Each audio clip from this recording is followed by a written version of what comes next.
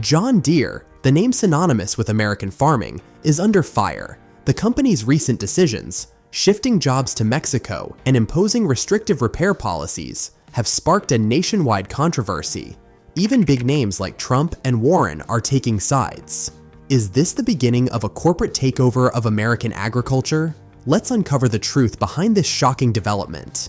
This unexpected move has left farmers, workers, and entire communities feeling shocked and betrayed. It sparked a firestorm of controversy, with people questioning the future of American jobs, the health of our communities, and what this means for the backbone of our country, American manufacturing. They're packing up their compact track loaders and skid steers and moving the whole operation to Mexico. And that's not all. They're eyeing more moves for 2026. This shift south of the border has already cost over 2,100 jobs in Iowa and Illinois.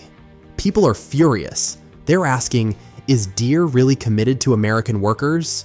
It feels like a slap in the face. After all, these communities built Deere into the giant it is today. Now, it seems like profits are more important than the people who've always had their backs. John Deere claims they're moving to Mexico to cut costs. It's no secret that labor's cheaper south of the border. US plant manager rakes in around $56 an hour, while their Mexican counterpart makes a fraction of that. Deere's execs say it's the only way to stay competitive. But here's the thing. Last year, Deere raked in a record-breaking $10 billion in profits, a whopping 42% increase. So while they're crying poor, their pockets are pretty full. It makes you wonder if cutting costs is really the main reason for this move. It begs the question, if Deere's doing so well, why the need to cut jobs and move to Mexico? Some experts think it's less about survival and more about maximizing profits. By shifting production to Mexico, Deere can slash costs dramatically. Lower wages, looser labor laws, and cheaper operations make it a tempting proposition. While this might boost shareholder profits, it's a harsh blow to American workers and the communities that rely on Deere. It's a tough pill to swallow for many who feel betrayed by a company that has been a part of their lives for generations. John Deere's planned shift to Mexico has ignited a firestorm of controversy, drawing the ire of prominent political figures. One such figure has pledged to take aggressive action, including a potential 200% tariff on Mexican-made John Deere products, which could have far-reaching consequences for the agricultural sector and the broader economy. Imagine a piece of farm equipment that used to cost a cool $100,000. Now it's a whopping $300,000. Yikes. This price hike is putting serious pressure on American farmers and could even hurt John Deere's sales right here at home. During a recent gathering in Pennsylvania, Trump slammed John Deere for moving production to Mexico. He accused the company of ditching American workers and sabotaging our economy. Trump argued that by hurting farmers, the backbone of our food supply, John Deere is hurting all of us. For Trump, this isn't just about one company. It's a fight against outsourcing and corporate greed that's damaging American industries. Critics argue that Trump's tariffs could hurt American farmers who rely on affordable equipment, but others see them as necessary to protect jobs and keep companies like John Deere in check. Deere insists its decision is based on economic realities, not politics. While the company recognizes the potential impact of tariffs, it says this move is key to staying competitive globally. Deere also highlights its commitment to US manufacturing, with 30,000 workers across 60 American plants. However, Trump's tariffs have added uncertainty, leaving workers and farmers uncertain about the future. John Deere's new location wasn't the only thing that ruffled feathers. Their strict repair rules have farmers seeing red.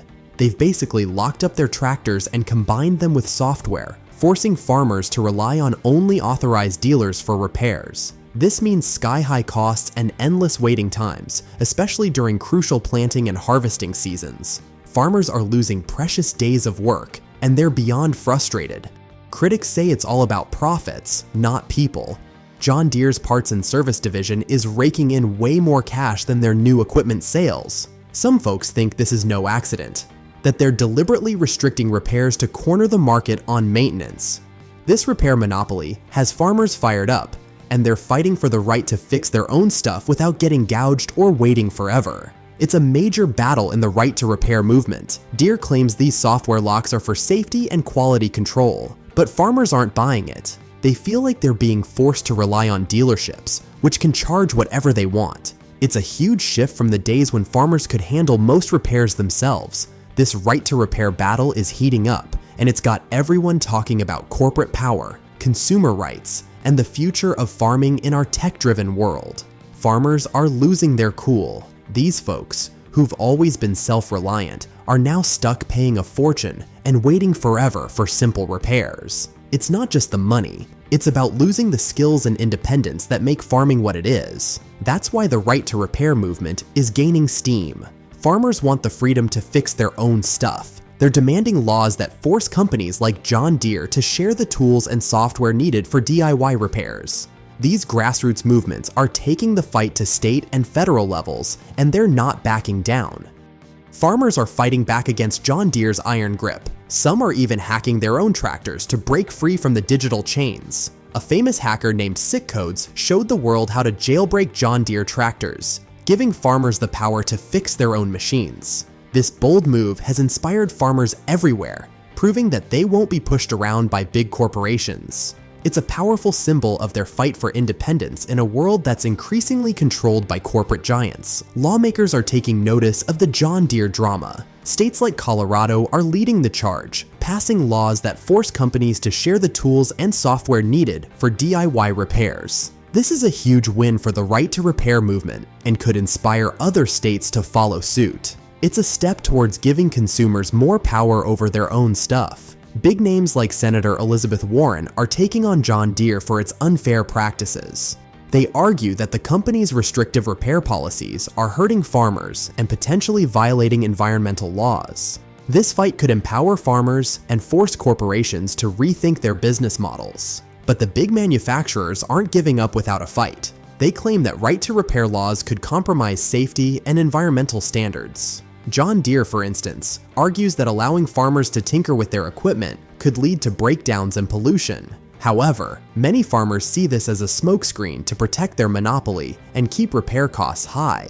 John Deere's policies are not only hurting farmers, but also devastating rural communities. By shifting jobs overseas, the company is crippling local economies. As manufacturing jobs vanish, unemployment rises, businesses suffer, and entire communities face a bleak future. John Deere's layoffs are devastating rural communities. These job losses are forcing families to leave, draining towns of skilled workers, and weakening local economies. John Deere's practices are fueling the consolidation of agriculture, favoring large corporations over small farms. This threatens the diversity of food production and the self-sufficiency of rural communities. John Deere's record profits of over $10 billion in 2023, alongside the layoffs of thousands of workers, have sparked outrage.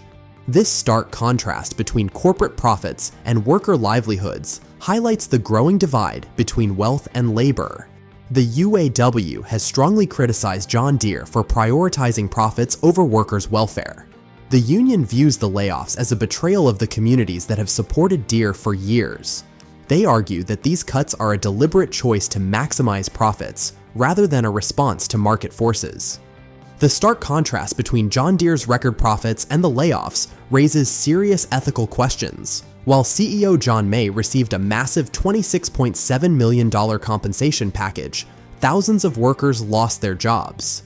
This highlights the growing gap between corporate greed and worker welfare, sparking outrage and criticism of the company's priorities. John Deere's stock buybacks of over $43 billion in 2 decades, including $7.2 billion in 2023 alone, have further fueled controversy.